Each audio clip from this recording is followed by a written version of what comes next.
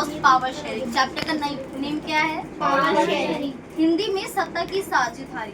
तो एक बात बताओ, सत्ता का मतलब आपको सत्ता वर्ड से या पावर से क्या समझ में आता है? किसी को भी हैंड रेज करो। किसी को नहीं पता सत्ता है पावर क्या होती है?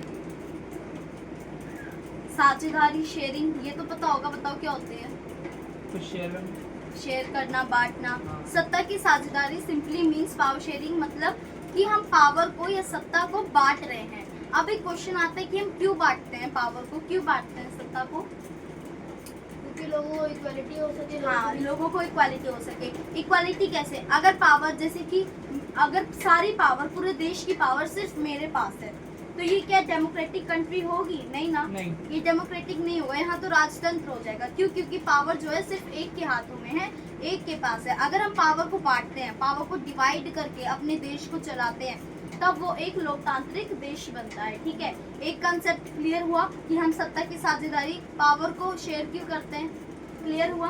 आप कोई भी मुझे एक बताओ कि हम पावर को क्यों शेयर करते हैं। मैंने अभी पढ़ा है, बताओ। सामान रखने के लिए।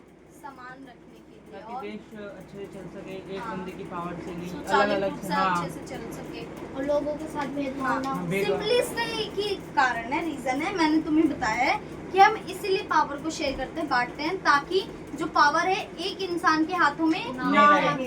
अगर सिर्फ मेरे पास पावर रहेगी, पूरे देश के डिसीजन सिर्फ मैं लूंगी, फैसले सिर्फ मैं लूंगी, तो ये एक लोकतांत्रिक देश तो नहीं हुआ, उसमें लोगों की मर्जी तो नहीं हुई। इसलिए पावर को बांटते हैं, जिससे लोगों की साझेदारी, मतलब अपॉर्चुनिटीज, वो लोग भी अपना पार्टिसिपेशन दिखाते हैं देश के अंदर। ठीक है, इसलिए हम पावर को बांटते हैं, पावर को शेयर करते हैं। ठीक है, अब देखो हम चैप्टर का ओवरव्यू, इंट्रोडक्शन देख लेते हैं। इस चैप्टर में हम पढ़ने क्या क्या जा रहे हैं। ठीक है, हाँ, तो चैप्टर का ओवरव्यू कुछ इस प्रकार है। सबसे पहले हम देखेंगे ethnic composition of Belgium and Sri Lanka.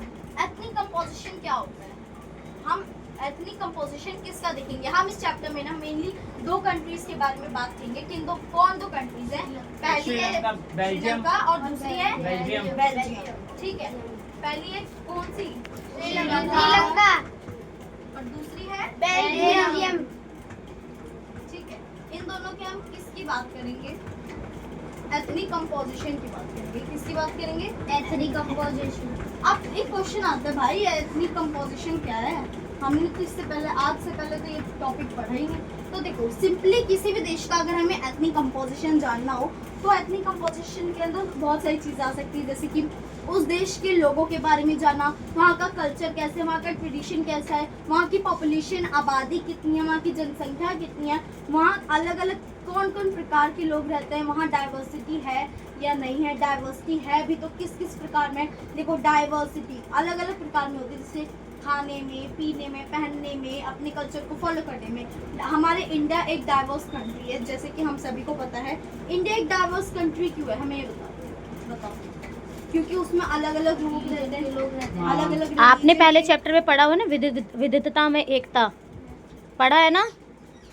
अलग अलग लोग रहते हैं, अलग अलग खाना खाता है, अलग अलग कपड़े पहनते हैं, अलग अलग उनके ट्रेडिशन, कल्चर, गाने होते हैं, डांस होते हैं, रिचुअल्स होते हैं। तो इसीलिए जो हमारा भारत है एक विविधता का देश है, एक डाइवर्स कंट्री है। ठीक है, यही आ जाता है हमारे